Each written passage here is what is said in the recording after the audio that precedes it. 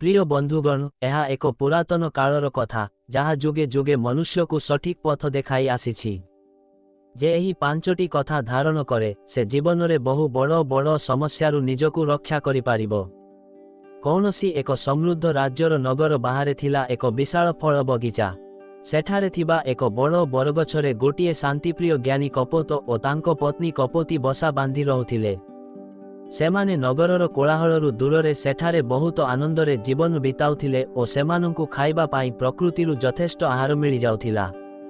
दिने शीतुआ सकाळे कपोती थरी थरी कपोतंकु कहिले, प्राणनाथ, आजी बहुत ठंडा लागुछि। मोते आजी एमिति एक कहानी कुह जहा द्वारा मो मन आनंदित हेबो। एहापरे ज्ञानी कपोत कहिला, मु तुमकु एक पुरातन कथा कहूछि। यदि केही एही कहानीर पांचटी मूल शिक्षा को निज जीवन रे एक मंत्र भली ग्रहण करे तेबे से केबे भी समस्या, असुविधा किंबा विपदरे पड़िबो नाही। से सबुबेले सुरक्षित और सुखी रहिबो। पूर्व काल रे एक राज्यर मुख्य बणिकंको पुअर नाम थिला वीरविक्रम। से थिले अत्यंत भद्र किंतु अनभिज्ञ।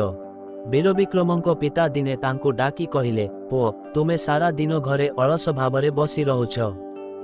तुमे एही चारिटी सुनामुद्रा नियो एवं बाहर को जाई किछि व्यवसाय करो। परिश्रम करी धन अर्जन करी फेरी आस। बाहर दुनियार अनुभूति हासिल करो। वीरविक्रम सेही सुनामुद्रा नेई आशा और उत्साहर सह संध्यारे व्यवसाय करिबा पाई एक दूर विदेश यात्रा कले। से भाबुथिले जे एही चारि सुनामुद्रारे से किछि गोटिए छोट व्यवसाय आरंभ करी किछि मास मध्यरे बहुत धन अर्जन करिबे और ताहा निज पितांकु देखाइबे। तांको मनरे बड़ बणिक हेबार स्वप्न थिला। यात्रा पथरे रातिरे एक विश्राम स्थल वीरविक्रमंक सहित जने दिव्य द्रष्टा ज्ञानी महात्मांक सह भेट हेला। दुहें कथबार्ता होई निज निज गंतव्य स्थल आड़कु यात्रा करुथिले। वीरविक्रम बापांक निर्देश और निज पाखरे थिबा चारिटी स्वर्ण मुद्रा विषय साधुंकु कहिला। वीरविक्रम साधुंकु विनम्रतार सह कहिले, बाबा, आपणकर ज्ञानर आलोक अत्यंत तीव्र। मोते एपरी एक कहानी कहंतु जहा मोर दुर्गम विदेश यात्रा को सहज करिबो एवं मोते किछि महत्वपूर्ण शिक्षा मिलिबो जहा सेठारे प्रति पदक्षेपरे मोते साहाय्य करिबो। महात्मा एक दीर्घ निश्वास नेई कहिले, पुओ, सुन, जगतरे चारि प्रकार लोकंकर चारि प्रकार मित्र थांती। घर ठारु दूररे थिबा लोकर प्रकृत मित्र हेउछि विद्या और ज्ञान। घरे सुरक्षित थिबा लोकर मित्र हेउछि ताहार सती स्त्री। भयंकर रोगरे पड़िथिबा रोगीर मित्र हेउछि औषध एवं मृत्यु पथरे यात्रीर मित्र हेउछि धर्म और पुण्य। जदि जने व्यक्ति पाखरे ज्ञान और बुद्धि थाए तेबे से विदेशरे भी सबु प्रकार सुखी जीवन बिताई पारिबो। एही महत्वपूर्ण कथा सुनी वीरविक्रम बहुत प्रभावित हेले। किंतु महात्मा कहिले, मु प्रति उपदेश पाई गोटिए स्वर्ण मुद्रा नेबी। से तुरंत निज पाखरे थिबा प्रथम सुनामुद्राटी महात्मांकु देई कहिले, महाराज, मु आपणंक कथार मूल्य देबाकु प्रस्तुत अछि। मोते एक जीवन रक्षाकारी उपदेश दियंतु। सेही महात्मा शांत भावरे वीरविक्रमंकु प्रथम उपदेश देबाकु लागिले। प्रथम कथा हेला कार्यर महत्व। पुओ, मु जाहा कहूछि ताहा अत्यंत मन देई सुन। एही कथा उपरे कार्य कले तुमकु विदेशरे बहुत साहाय्य मिलिबो। तुमे व्यवसाय करिबाकु जाउछ, तेणु मोर गोटिए कथा मने रख। जदि तुमे विदेशरे कौनसी उत्तम व्यवसाय न पाओ तेबे अलसुआ होई केबे हेले बसिब नाही। जे कौनसी कार्य कम दरमारे भी मिलु पछे ताहाकु नम्रतार सह ग्रहण करिबो। एहा विदेशरे रहुथिबा लोक पाई प्रथम और सबुठारु मूल्यवान मंत्र। अलसुआ होई बसिले धन खर्च होई जाए और समय नष्ट हुए। किछि काम कले तुमकु कार्यर अभिज्ञता मिलिबो और समय मध्य ठीक भावरे अतिबाहित हेबो। वीरविक्रम आनंदरे कहिले, ठीक अछि बाबा, मु निश्चय आपणंक एही दिव्य उपदेशकु मने रखिबी और कार्य करिबी। महात्मा कहिले, जदि तुमे आउ गोटिए कहानी सुनिबाकु चाहुंछ तेबे तुमकु आउ एक सुनामुद्रा देबाकु पड़िबो। वीरविक्रम निजर आउ एक सुनामुद्रा साधुंको हातरे रखिले। साधु तांकु द्वितीय कथा सुनाइले। द्वितीय कथा हेला सत्य और लोभ। पुओ, मने रख, कष्ट समय रे जेउ ज्ञान मनुष्य को समस्यारु बाहर करिथाए ताहा ही प्रकृत संपत्ति। तेणु अन्यर धन प्रति केबे हेले ठकामी और लोभ रखिब नाही। असाधु उपाय रे धन अर्जन करिबाकु चेष्टा करिबा एक महापाप। लोभी व्यक्ति जीवन रे केबे भी सफलता और शांति पाई पारे नाही। ବୀରବିକ୍ରମ ନିଜର ତୃତୀୟ ସୁନାମୁଦ୍ରା ଦେଇ କହିଲେ, ମହାରାଜ, ମୋତେ ଆଉ ଗୋଟିଏ ଉପଦେଶ ଦିଅନ୍ତୁ। ସାଧୁ ତାଙ୍କୁ ତୃତୀୟ କଥା କହିଲେ। ତୃତୀୟ କଥାଟି ହେଲା ଗୁପ୍ତ କଥା। ଯଦି ତୁମ ଜୀବନରେ କାହାରି ଏକ ଗୁରୁତ୍ୱପୂର୍ଣ୍ଣ ଗୁପ୍ତ କଥା କିମ୍ବା ରହସ୍ୟ ଜାଣିବାକୁ ମିଳେ, ତେବେ ସେହି କଥାକୁ କେବେହେଲେ ତୃତୀୟ ବ୍ୟକ୍ତି ନିକଟରେ ପ୍ରକାଶ କରିବ ନାହିଁ। ଏହା ସବୁଠାରୁ ମୂଲ୍ୟବାନ ଶିକ୍ଷା। ଏପରି ଗୁପ୍ତ କଥା ପ୍ରକାଶ କରିବା ନିଜ ପାଇଁ ବିପଦ ଆଣିଥାଏ। ବୀରବିକ୍ରମଙ୍କ ପାଖରେ ଆଉ ଗୋଟିଏ ମାତ୍ର ସୁନାମୁଦ୍ରା ବାକି ଥିଲା। ସେ ଭାବିଲେ, ଏହି ଗୋଟିଏ ମୁଦ୍ରାରେ ଆଉ ବ୍ୟବସାୟ କରିବା ସମ୍ଭବ ନୁହେଁ। ତେଣୁ ସେ ନିଜର ଶେଷ ସୁନାମୁଦ୍ରାଟି ମହାତ୍ମାଙ୍କୁ ଦେଇ କହିଲେ, ହେ ସାଧୁ ମହାରାଜ, ଏବେ ମୋତେ ଆଉ ଏକ ଉପଦେଶ ଦିଅନ୍ତୁ। ସାଧୁ ଗମ୍ଭୀର ହୋଇ ତାଙ୍କୁ ଚତୁର୍ଥ କଥା କହିଲେ। ଚତୁର୍ଥ କଥାଟି ହେଲା ନିମନ୍ତ୍ରଣ ଓ ବିଶ୍ୱାସ। ଓ ଠିକ୍ ଅଛି, ମୁଁ ତୁମକୁ ଚତୁର୍ଥ ଉପଦେଶ ଦେଉଛି। ଏହି ଉପଦେଶ ଜୀବନ ପାଇଁ ବହୁତ ମୂଲ୍ୟବାନ। ଏହାକୁ ସବୁବେଳେ ମନେ ରଖିବ। ଯଦି ତୁମେ ଯାଉଥିବା ବାଟରେ କେହି ତୁମକୁ ସ୍ନେହ ଓ ଭଲ ପାଇବା ସହ ଡାକେ ଏବଂ ବସିବାକୁ କୁହେ, ତେବେ ତୁମର କାମ ଯେତେ ମୂଲ୍ୟବାନ ହେଉ ପଛେ, ତାହା ଛାଡ଼ି ତୁମେ ନିଶ୍ଚୟ 2 ମିନିଟ୍ ପାଇଁ ତା ପାଖରେ ବସିବ। ସେହି 2 ମିନିଟ୍ ସମୟ ତୁମ ପାଇଁ ଅତ୍ୟନ୍ତ ଉପଯୋଗୀ ହୋଇପାରେ ଓ ତୁମ ଜୀବନ ବଞ୍ଚାଇପାରେ। ସାଧୁ ଏକ ଅତିରିକ୍ତ ଶିକ୍ଷା ଦେଇ କହିଲେ, ବୀରବିକ୍ରମ, ମନେ ରଖ, ତୁମେ ବିଦେଶରେ ରହୁଥିବା ସମୟରେ ଦୁଷ୍ଟ ସ୍ୱଭାବର ନାରୀକୁ କେବେହେଲେ ବିଶ୍ୱାସ କରିବ ନାହିଁ। ସେମାନଙ୍କର ମନ ଓ ହୃଦୟରେ କ'ଣ ଥାଏ, ତାହା ଜାଣିବା ଜଣେ ସାଧାରଣ ମନୁଷ୍ୟ ପାଇଁ ଅସମ୍ଭବ।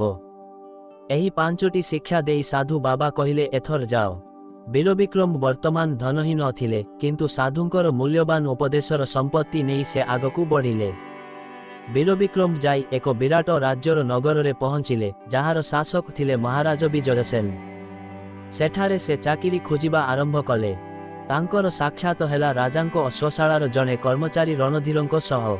ରଣଧୀରଙ୍କ ମା ଅସୁସ୍ଥ ଥିଲେ, ତେଣୁ ସେ ରାଜାଙ୍କ ଅନୁମତି ନେଇ ନିଜ ସ୍ଥାନରେ କାହାକୁ କିଛି ଦିନ ପାଇଁ ରଖି ଘରକୁ ଯିବାକୁ ଚାହୁଁଥିଲେ। ରଣଧୀରଙ୍କ କଥା ଶୁଣି ବୀରବିକ୍ରମ 1 ମାସ ପାଇଁ କାମ କରିବାକୁ ରାଜି ହେଲେ। ସେ ତୁରନ୍ତ ସାଧୁ ବାବାଙ୍କ ପ୍ରଥମ ଉପଦେଶ ମନେ ପକାଇଲେ, ଅଳସୁଆ ହୋଇ ବସିବ ନାହିଁ। ଯେକୌଣସି କାର୍ଯ୍ୟ ମିଳୁ, ତାହାକୁ ଗ୍ରହଣ କରିବ। ସେ ଚାକିରି ଗ୍ରହଣ କଲେ। ମହାରାଜ ବିଜୟସେନଙ୍କର ରାଜକୁମାରୀ ସୁନୟନା ନାମକ ଜଣେ ଅତ୍ୟନ୍ତ ସୁନ୍ଦରୀ କିନ୍ତୁ କପଟୀ ସ୍ୱଭାବର କନ୍ୟା ଥିଲେ, ଯିଏ ରାଜାଙ୍କର ଏକମାତ୍ର ସନ୍ତାନ ଥିଲେ। ରଣଧୀର ତାଙ୍କୁ କାମ ବୁଝାଇ ଦେଇ ଘରକୁ ଗଲା। ବୀରବିକ୍ରମ ଅଶ୍ୱଶାଳାରେ ଦିଆଯାଇଥିବା 10ଟି ଘୋଡ଼ାଙ୍କୁ ଭଲ ଭାବେ ସେବା କଲେ ଓ ନିୟମ ଅନୁସାରେ ରାଜାଙ୍କ ଦ୍ୱାରା ଦିଆଯାଇଥିବା ସମସ୍ତ 20 କିଲୋଗ୍ରାମ ଛୋଲେ ସେମାନଙ୍କୁ ଖାଇବାକୁ ଦେଲେ। ଅନ୍ୟ କର୍ମଚାରୀମାନେ ବୀରବିକ୍ରମଙ୍କୁ କହିଲେ ଯେ ସେମାନେ ମାତ୍ର 5 କିଲୋ ଛୋଲେ ଘୋଡ଼ାମାନଙ୍କୁ ଦିଅନ୍ତି ଓ ବାକି 15 କିଲୋ ବଜାରରେ ବିକ୍ରି କରି ସେହି ପଇସାରେ ମଦ୍ୟପାନ କରନ୍ତି। ସେମାନେ ବୀରବିକ୍ରମଙ୍କୁ ମଧ୍ୟ ସେପରି କରିବାକୁ ଉତ୍ସାହିତ କଲେ। ଏହା ଶୁଣି ବୀରବିକ୍ରମଙ୍କ ମନରେ ପ୍ରଥମେ ଲୋଭର ଭାବନା ଆସିଲା, କିନ୍ତୁ ତୁରନ୍ତ ତାଙ୍କର ଦ୍ୱିତୀୟ ଶିକ୍ଷା ମନେ ପଡ଼ିଗଲା, ଅନ୍ୟର ଧନ ପ୍ରତି କେବେହେଲେ ଠକାମି ଓ ଲୋଭ ରଖିବ ନାହିଁ। ତେଣୁ ସେ କେବେହେଲେ ଠକାମି କଲେ ନାହିଁ ଓ ନିଜ କାମକୁ ସମ୍ପୂର୍ଣ୍ଣ ସଚ୍ଚୋଟତାର ସହ କଲେ। କିଛି ଦିନ ପରେ ରାଜା ବିଜୟସେନ ସମସ୍ତ ଘୋଡ଼ାଙ୍କୁ ଦେଖିଲେ। ସେ ଦେଖିଲେ ଯେ ଅନ୍ୟ ସମସ୍ତ କର୍ମଚାରୀଙ୍କ ଦାୟିତ୍ୱରେ ଥିବା ଘୋଡ଼ାମାନେ ଦୁର୍ବଳ ଓ ଶକ୍ତିହୀନ ହୋଇଯାଇଛନ୍ତି, କିନ୍ତୁ ବୀରବିକ୍ରମଙ୍କ ଦାୟିତ୍ୱରେ ଥିବା 10ଟି ଘୋଡ଼ା ଅତ୍ୟନ୍ତ ସୁସ୍ଥ, ଶକ୍ତିଶାଳୀ ଓ ତେଜସ୍ୱୀ ଅଛନ୍ତି। ରାଜା ଆଶ୍ଚର୍ଯ୍ୟ ହୋଇ ବୀରବିକ୍ରମଙ୍କୁ ରାଜସଭାକୁ ଡକାଇଲେ। ବୀରବିକ୍ରମ ସମସ୍ତ ସତ କଥା ସାହସର ସହ ରାଜାଙ୍କୁ କହିଦେଲେ। ରାଜା ବିଜୟସେନ ବୀରବିକ୍ରମଙ୍କ ସଚ୍ଚୋଟତାରେ ଅତ୍ୟନ୍ତ ଖୁସି ହୋଇ ତାଙ୍କୁ ଅଶ୍ୱଶାଳାର ମୁଖ୍ୟ ପରିଦର୍ଶକ ପଦରେ ନିଯୁକ୍ତ କଲେ। ମାସକ ପରେ ରଣଧୀର ଫେରି ଆସିଲା। ବୀରବିକ୍ରମଙ୍କ ପଦୋନ୍ନତି ଓ ତାଙ୍କ ଚୋରି ଧରାପଡ଼ିବା ଦେଖି ରଣଧୀର ଈର୍ଷାରେ ଜଳିଗଲା ଓ ବୀରବିକ୍ରମଙ୍କ ଠାରୁ ପ୍ରତିଶୋଧ ନେବାକୁ ଷଡ଼ଯନ୍ତ୍ର କଲା। ବାସ୍ତବରେ ରଣଧୀର ଓ ରାଜକୁମାରୀ ସୁନୟନାଙ୍କ ମଧ୍ୟରେ ଗୁପ୍ତ ପ୍ରେମ ସମ୍ପର୍କ ଥିଲା। ରାଜକୁମାରୀ ତାଙ୍କୁ ଭେଟିବାକୁ ପ୍ରାୟତଃ ରାତିରେ ରଣଧୀରର କୋଠରୀକୁ ଆସୁଥିଲେ। ଦିନେ ରାଜକୁମାରୀ ରଣଧୀରର କୋଠରୀରେ ଥିବା ସମୟରେ କୌଣସି ଏକ ଜରୁରୀ କାର୍ଯ୍ୟରେ ବୀରବିକ୍ରମ ହଠାତ୍ ସେଠାକୁ ଆସିଲେ। ଝରକା ଦେଇ ବୀରବିକ୍ରମ ରାଜକୁମାରୀ ସୁନୟନାଙ୍କୁ ରଣଧୀର ସହ ଅନୁଚିତ ଅବସ୍ଥାରେ ଦେଖିଲେ। ସେହି ସମୟରେ ତାଙ୍କର ତୃତୀୟ ଶିକ୍ଷା ମନେ ପଡ଼ିଗଲା, ଯଦି କାହାରି ଗୁପ୍ତ କଥା ଜାଣିବାକୁ ମିଳେ, ତାହାକୁ କାହାକୁ କହିବ ନାହିଁ। ଏହା ଭାବି ବୀରବିକ୍ରମ ଚୁପଚାପ ନିଜ କୋଠରୀକୁ ଫେରି ଆସି ଶୋଇଗଲେ। ସେ ଭାବିଲେ, ଯଦି ସେ ରାଜାଙ୍କୁ ଏହା କୁହନ୍ତି, ତେବେ ରାଜା କ୍ରୋଧିତ ହେବେ ଓ ହୁଏତ ତାଙ୍କ କଥାକୁ ବିଶ୍ୱାସ ନ କରି ନିଜେ ସେହି ବିପଦରେ ପଡ଼ିବେ। ଅନ୍ୟପଟେ ରଣଧୀର ନିଜ ପାପ ଲୁଚାଇବାକୁ ଓ ପ୍ରତିଶୋଧ ନେବାକୁ ଏକ ଭୟଙ୍କର ଷଡ଼ଯନ୍ତ୍ର କଲା। से राजकुमारी को बुझाई वीरविक्रम को मारिदेबा पाई प्रस्तुत कला। राजकुमारी निज कोठरी को फेरी कबाट बंद करी बहुत जोरे कांदिबाकू ओ पार्टी करिबाकू लागिले। से बाहाना कले जे नुआ कर्मचारी वीरविक्रम तांको असम्मान करिबाकू चेष्टा करुथिले। से राजांकू कहिले जे वीरविक्रम को मृत्युदंड न मिलिबा पर्यंत से किछि खाइबे नाही। निज कन्यार मिथ्या कथा शुणी राजा क्रोधरे अंध होइगले। से तुरंत वीरविक्रम को मृत्युदंड देबा पाई स्थिर कले। किंतु राजसभारे निजर अपमान को लुचाइबा पाई से गुप्तरे एही काम करिबाकू चाहिले। नगर बाहरे थिबा एक जनशून्य अंचलरे जणे कंसेई रहुथिला, जाहार नाम थिला क्रूरसेन। सेठारे ताहार कंसेईखाना थिला। से प्रतिदिन निर्दय भावे पशुमानंकु काटी मांस बिक्री करी निजर जीविका निर्वाह करुथिला। राजा विजयसेन तुरंत नगर बाहरे थिबा कंसेई क्रूरसेन पाखकू गले ओ तांकू एक गुप्त आदेश देले, मु तुम निकटकू जणे लोककू पठाइबी। तुमे तार मुंड काटी गोटिए कपड़ारे बांधी मो पाखकू आसुथिबा द्वितीय लोककू देबो। एहा संपूर्ण गुप्त रहिबो। राजा महलकू फेरी वीरविक्रमंकू डकाइले ओ कहिले, वीरविक्रम, तुमकू एक जरूरी कार्यरे क्रूरसेन पाखकू जिबाकू पड़िबो। से जहा देबो ताहा चुपचाप नेई आसीबो, काहाकू कहिबो नाही। वीरविक्रम कंसेई पाखकू जाउथिबा समयरे रास्तारे किछि सन्थ ओ भक्त भजन कीर्तन करुथिले। सेमानंको मुख्य साधु तांकू स्नेह ओ भल पाइबा सह डाकी कहिले, बाबू, तुमर मुहनरे दुखर छाया अछि। एठारे 2 मिनिट बसी भगवानंको नाम गान करो। एही जीवनरे सबु किछि छाड़ी जीवो, केवल भक्ति ही सांगरे जीवो। प्रथमे वीरविक्रम मना करी आगकू बढ़िबाकू चेष्टा कले, किंतु तांकर चतुर्थ शिक्षा मने पड़ीगला, काम जेते मूल्यवान हेउ पछे, जदि केही स्नेहरे बसिबाकू डाके तेबे 2 मिनिट निश्चय बसिबा उचित। से तुरंत फेरी आसिले ओ सन्थमानंको सभारे बसी भजन गान करिबाकू लागिले। एहा परे राजा रणधीरकू डाकी कहिले, तुमे क्रूरसेन पाखकू जाओ। से जहा देबे ताकू लुचाई आनी मोते देबो। राजांको उद्देश्य थिला वीरविक्रम कटा मुंड धरी रणधीर फेरिबो। से तुरंत क्रूरसेन निकटकू गला ओ कहिला, मु राजांको द्वारा प्रेरित आवश्यकीय जिनिष नेबाकू आसीछि। क्रूरसेन राजांकर आदेशकू मने पकाइला, प्रथम लोकर मुंड काटी द्वितीय लोककू देबा। तेणु से तुरंत रणधीरकू भीतरकू नेइगला ओ तार मुंड काटी देला। से मुंडकू कपड़ारे बांधी रखिला ओ अन्य जणे लोककू अपेक्षा कला। किछि समय परे भजन सारी वीरविक्रम कंसेई पाखरे पहुंचिले। क्रूरसेन सेही रणधीरर मुंड थिबा बंडलटी वीरविक्रमंकू देला ओ कहिला, बाटरे एहाकू खोलिबो नाही, नचेत राजा तुमकू फांसी देबे। वीरविक्रम सेही बंडल धरी राजा विजयसेनंक कोठरीरे पहुंचिले। वीरविक्रमंकू जीवित देखि राजा और राजकुमारी सुनयना आश्चर्य हेले। राजकुमारी बंडलटी खोली देखिला, ताहा रणधीरर कटा मुंड थिला। से निज प्रेमिकर मुंड देखि पागली परी कांदिबाकू लागिला ओ अवशेषरे सबु सत कथा राजांकू कहिदेला जे से रणधीरर कथारे वीरविक्रमंक उपरे मिथ्या अभियोग करिथिला। एहा शुणी राजांकर होश उड़ीगला। से जानिले जे से निज दुष्ट कन्या कथारे जणे निरीह, सच्चोट ओ ज्ञानी व्यक्ति को मारिबाकू जाउथिले।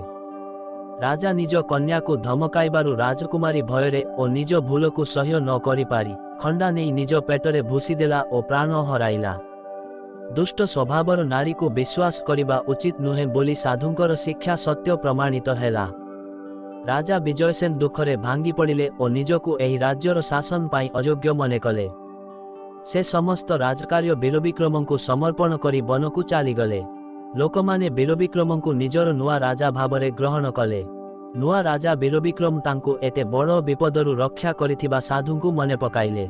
से साधुंको आश्रमकू जाई तांकू सम्मान जनाइले ओ पचारिले, महाराज, आपण सन्यासी होई मो ठारू 4टी सुनामुद्रा काहींकी नेले? आपण मागणारे उपदेश देई पारिथान्ते। साधु एक मिठा हस हसी कहिले, पुओ, लोकमाने मागणा जिनिषकू ठीक भावरे व्यवहार करंती नाही। जेउंथिरे परिश्रम ओ मूल्य लागि थाए ताहारी कदर होई थाए। जदि मु तुमकू एही ज्ञान मागणारे देई थांती तेबे तुमे एहाकू गुरुत्व देई पालन करिनथांत। किंतु तुमर 4टी सुनामुद्रा खर्च होइथिला, तेणु तुमे एहार मूल्य बुझिलो ओ जीवनरे एहाकू प्रयोग कलो। मोर लोभ नाही। तुमे देइथिबा 4टी सुनामुद्रा आजि भी मो पाखरे सुरक्षित अछि। तुमे ताहा नेई गरीबमानंक मध्यरे बांटी दियो।